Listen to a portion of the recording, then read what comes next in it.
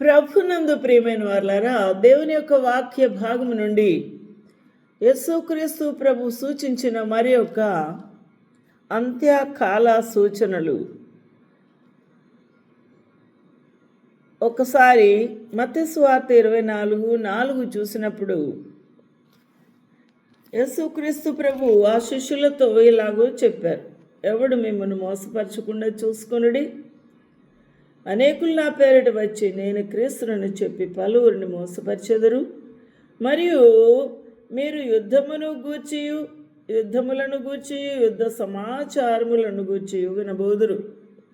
ఈరోజున ఈ యొక్క కాలమానం ప్రకారంగా ఈ యొక్క టెక్నాలజీ, మల్టీమీడియా వార్తల ప్రచారము ద్వారా అర్థమవుతున్న విషయాలు ఏంటంటే, ఒక్కొక్క రాజ్యం నుండి మనము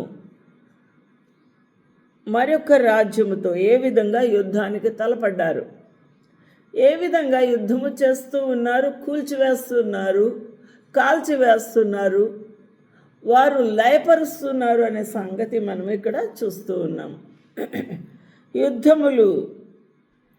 యుద్ధములను గూర్చి వినబోదురు.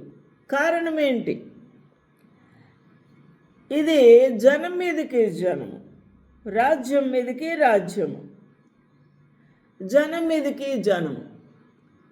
ఇక్కడ ఏ జనముకు వైరము. ఇశ్రాయేలీయులకు అనగా ఇస్సాకు సంతానమునకును ఇష్మాయేలు సంతానమునకు వైరము. అలాగే ఇశ్రాయేలీయులకును అన్యజనులకును వైరము. ఈ విధంగా జనం మీదకి జనము, రాజ్యం మీదకి రాజ్యము లేచి ఉన్నారు, లేస్తూ ఉన్నారు. ఈ యొక్క విషయాన్ని మనం అర్థం చేసుకుంటే ఎంత ప్రస్ఫుటంగా ప్రభు చెప్పారు, ఎంత మరి తూచా తప్పకుండా మక్కిగా నెరవేరుతూ ఉన్నాయో మనము చాలా భయము, భీతులను కలుగచేస్తూ ఉన్నాయి. యేసుక్రీస్తు ప్రభు యెహెజ్కేలు ప్రవక్త ద్వారా యెహోవా దేవుడు, తండ్రి అయిన దేవుడు, యెహోవా వాక్కు ప్రవచన రీతిగా ప్రత్యక్షమై చెప్పి ఉన్నాడు. ఏమని చెప్పాడు? నరపుత్రుడా అనగా యెహెజ్కేలు, మాగోగు దేశపు వాడగు గోగు అనగా రోషునకును మెషకునకును తుబాలునకు అధిపతి అయిన వాని తట్టు అభిముఖుడవై అతని గూర్చి మాట ఎత్తి ప్రవచించు. ఈ విషయాన్ని మనం అర్థం చేసుకుంటే, ఈ దేశాలు ఎవరు అనంటే, గోమెర్ అంటే ఉక్రెయిన్ను మోడర్న్ ఉక్రెయిన్గా మనము అర్థం చేసుకోవచ్చు. రోష్ సంతానం నుండి వచ్చిందే రష్యా. మాగోగు అనగా కజఖ్స్తాన్, ఉజ్బెకిస్తాన్, టర్క్మెనిస్తాన్, అజర్బైజాన్, అర్మేనియా, పెర్షియా అని కూడా మనము అర్థం చేసుకుంటూ ఉన్నాం. ఇక్కడ ఈ దేశాలు గురించి ప్రభు ముందుగానే ప్రవచించి ఉన్నారు. ఏమని వీరు అడ్రస్ చేస్తూ ఏమని చెప్తూ ఉన్నాడు? రోషుకు మెషకు తుబాలుకు అధిపతి అయిన గోగు రోషునకు, రష్యాకు, మెషకుకు, తుబాలునకు అధిపతి.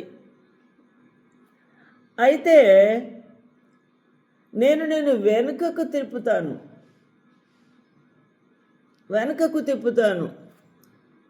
మనం ఇప్పుడే చూసి ఉన్నాము. ఈ గోగు అంటే ఎవరు?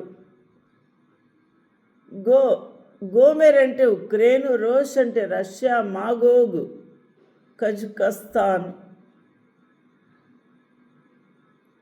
అలాగే ఈ దేశాలన్నిటికీ కూడా లీడరు ఎవరు? లీడర్ ఎవరు అనగా గోగ్. కాబట్టి ఈ గోగు మాగోగు అనేవారు ఎంత భయంకరమైన శక్తి సామర్థ్యాలతో వారు తమను తాము బలపరుచుకొని ఇప్పుడు యుద్ధానికి తలపడుతూ ఉన్నారు. Turkey and Russia Vladimir Putin president ఈ యొక్క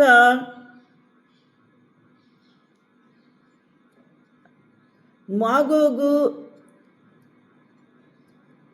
నార్త్ ఆఫ్ ఇజ్రాయెల్, మాగోగుకు సరిహద్దు ఉత్తర భాగంలో ఇస్రాయేలు ఉంది. రష్యా, సెంట్రల్ ఏషియా అనగా కజకస్తాన్ అండ్ టర్కీ ఉన్నాయి. ఈ గాగ్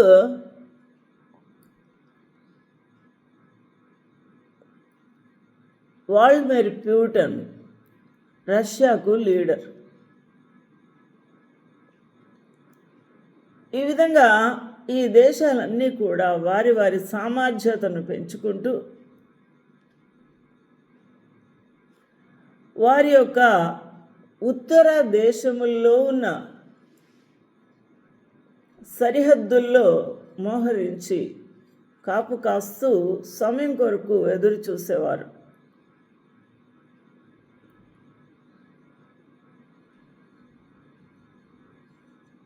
ఈ రోజున వీరందరి గురించి చూస్తుంటే 3 సంవత్సరాల నుంచి ఉక్రెయిన్తో యుద్ధం చేస్తూ ఉన్నాడు రష్యా.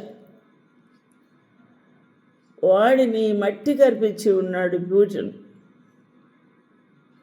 ఇప్పుడు ఇరాన్, ఇజ్రాయేల్ మరియు అమెరికా ఈ దేశాలన్నీ కూడా చుట్టూ సపోర్ట్ చేస్తూ ఉన్న ఇరాన్కు సపోర్టుగా ఉన్న కొన్ని దేశాలు కూడా యుద్ధానికి తలపడ్డాయి 3-4 రోజుల నుంచి.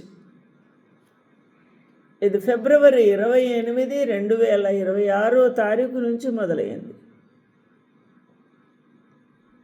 కాబట్టి ప్రభు ఏమంటున్నాడు? ప్రభు అయిన యెహోవా సెలవిచ్చినది ఏమనగా, రోషునకు, మేషకునకు, తూబాలునకు అధిపత్యగు గోగు, నేను నీకు విరోధిని. వాడు విరవీగిన బలముతో సత్తువతో వాడు ఆయా రాజ్యముల మీద పడుతూ ఉంటే, thus said the Lord God, behold, I am against thee, O Gog, the chief prince of Meshech and Tubal. నేను వెనుకకు త్రిప్పుతాను, నీ దవడలకు గాలం తగిలిస్తాను. నేను నీ రాజ్యమంతటిని, గుర్రములను, నానా విధములైన ఆయుధములను ధరించి నీ రావుతులను అందరినీ, కవచములను, డాళ్లను ధరించి ఖడ్గములు చేత పట్టుకొని వారందరినీ మహాసైన్యముగా బయలుదేరదీసెదను. పారసీక దేశపు వారిని, కూషీయులను, పూతు వారినందరినీ, డాళ్లను, చిరస్త్రాణములు ధరించి వారందరినీ నేను బయలుదేరదీసెదను. కాబట్టి గోమెరును అతని సైన్యం అంతయును ఉత్తర దిక్కులో నుండి, తోగర్మా ఇవును అతని సైన్యమును, జనములు అనేకములు నీతో కూడా వచ్చును. నువ్వు సిద్ధంగా ఉండు. నీవు సిద్ధపడి నీతో కూడా కలిసిన సమూహం అంతటిని సిద్ధపరచు. వారికి నువ్వు కావలే ఉండవలను. చాలా దినములైన తర్వాత నువ్వు శిక్ష నొందుదు. సంవత్సరముల అంతములో నీవు ఖడ్గము నుండి తప్పించుకొని ఆయా జన్మలలో చెదిరిపోయి ఎడతెగక పాడుగా ఉన్న ఇశ్రాయేలు పర్వతముల మీద నివసించుటకై మరలా సమకూర్చబడిన జనుల యొద్దకును ఆయా జనుల నుండి రప్పించబడిన నిర్భయముగా నివసించు జనులందరికీ నీవు వచ్చదవు. ఇప్పుడు పుటిన్, రష్యా, ఇంకా టర్కీ, సిరియా, ఇంకా చుట్టూ ఉన్న దేశాలన్నీ కూడా ఇశ్రాయేల్ మీదకి వస్తున్నారు. ఇశ్రాయేల్ వారు ఇప్పుడే ఆయా దేశముల నుంచి యూదులు సమకూర్చబడి వారి యొక్క స్వదేశమునకు వచ్చి వారు అక్కడ విశ్రాంతి తీసుకుందామని తల దాచుకుంటున్న సమయంలో ఈ రష్యా వాడు ఏం చేస్తున్నాడు? గాలివాన వచ్చినట్లు, మేఘము కమ్మినట్లు నీవు దేశం మీదకి వచ్చేదో ఇశ్రాయేల్ మీదకి వస్తున్నాడు. నీవును నీ సైన్యమును నీతో కూడా బహుజనమును దేశమును వ్యాపించుదురు, దేశం మీద వ్యాపించుదురు, ఇశ్రాయేల్ మీద వ్యాపించబోతూ ఉన్నారు. ప్రభువైన యెహోవా సెలవిచ్చినదేమనగా, ఆ కాలమందు నీ మనసులో అభిప్రాయము పుట్టును. చెడు అభిప్రాయము, దురాలోచన. ఏమని అనుకుంటాడట? ప్రాకారములు లేని గ్రామము గల దేశం మీదకి పోయేదను. ఇశ్రాయేల్ దేశమునికి ప్రాకారం లేదు. ప్రాకారములు, అడ్డిగడియలను, గవనులు లేని దేశం మీదకి పోయేదను. నిమ్మలముగా ఉన్నారు ఇశ్రాయేల్. ఇప్పుడు నిమ్మలముగా ఉన్న నిర్భయముగా నివసించి వారి మీదకి పోయేదని అనుకుంటాడట. వారిని దోచుకుంటాను, కొల్ల సొమ్ము పట్టుకున్నట్టు పట్టుకుంటాను. వాడి యొక్క చెడు ఆలోచనలు చూడండి. కాబట్టి జన్ముల్లో నుండి సమకూర్చబడి ఆయా జన్ముల్లో నుండి కొల్ల సొమ్ముగా పట్టుకొని పశువులను భూమి నట్ట నడుమ నివసించే జనుల మీదకి తిరిగి పోజేసేదను. ఈ విధమైన దురాలోచనతో ఉన్నాడు ఈ యొక్క గాగ్. కాబట్టి నరపుత్రుడా, ప్రవచనం ఎత్తి గోగుతో ఈ విధంగా సెలవిమ్మన్నాడు. నా జనులకు ఇశ్రాయేలు నిర్భయముగా నివసించు కాలమున నీవు తెలుసుకుందువా? నీకు తెలుసా ఎప్పుడు నిర్భయంగా ఉంటారో? ఉత్తర దిక్కునను దూరమున ఉన్న నీ స్థలములో నుండి నీవును నీతో కూడా జనములు అనేకులను గుర్రములకి బహు విస్తారమైన సైన్యముగా కూడి వచ్చి మేఘము భూమిని కమ్మినట్లుగా ఇశ్రాయేలుకు నా జనుల మీద పడెదరు. యుద్ధము అంత్య దినములందు అది సంభవించును. అన్యజనులు నన్ను తెలుసుకున్నట్లు నిన్ను బట్టి వారి ఎదుట నన్ను నేను పరిశుద్ధపరచుకుని సమయమున గోగు నేను నా దేశము మీదికి నిన్ను రప్పించదను. ప్రభువు యెహోవా సెలవిచ్చినదేమనగా, వారి మీదికి రప్పించదనని పూర్వమందు ఏటేటా ప్రవచించుచూ వచ్చిన ఇశ్రాయేలు ప్రవక్తలైన నా సేవకుల ద్వారా నేను సెలవిచ్చిన మాట నిన్ను గూర్చినదే కదా. ఎప్పుడో చెప్పాడట. ఆ దినమున గోగు ఇశ్రాయేలు దేశము మీదికి రాబోవు. ఆ దినమున నా కోపము బహుగా రగులుకొను. ఇదే ప్రభువు యెహోవా వాక్కు. ఆలోచించేద్దాము. ప్రభు యొక్క రోషము, కోపము, అగ్ని లాంటి ఆయన ఉగ్రత ఇశ్రాయేల్ వారి మీద కుమరించబడబోతుంది. ఆ రోజున ఎవడునూ తప్పించుకోలేరు. మేము చాలా క్షేమంగా ఉన్నాము, సుఖంగా ఉన్నాము, మా దేశానికి తిరిగి వచ్చామని అనుకుంటున్నారా? కానీ మీరు దేవునికి దూరంగా ఉన్న విధానం బట్టి, దేవునికి వెన్ను చూపించిన విధానం బట్టి ప్రభు గోగును మీ మీదకి రేపుతూ ఉన్నాడు. ఆలోచన చేద్దాం. ఇప్పటికైనా సమయము ముగిసిపోలేదు. దేవునికి భయపడి వణుకుతో విరవేగిన దుష్టత్వం మాని, ప్రతి దౌర్జన్యకాండను మాని, ప్రభు పాదముల దగ్గర విరిగి నలిగిన మనసుతో మొరపెడితే ప్రభు కడిగి శుద్ధి చేసి మనల్ని ఆ కృపతో ప్రభు నింపుతాడు. అట్టి భాగ్యం ప్రభు మనకు అనుగ్రహించును గాక. ఇశ్రాయేలు వారికి ఆ ప్రభు ఆ మనసు అనుగ్రహించును గాక. గోగు, మాగోగు, తుబాలు, యుక్రెయిన్ మొదలగు దేశములను ఆ ప్రభు యొక్క ఆధీనములో ఉంచును గాక. ఆమేన్.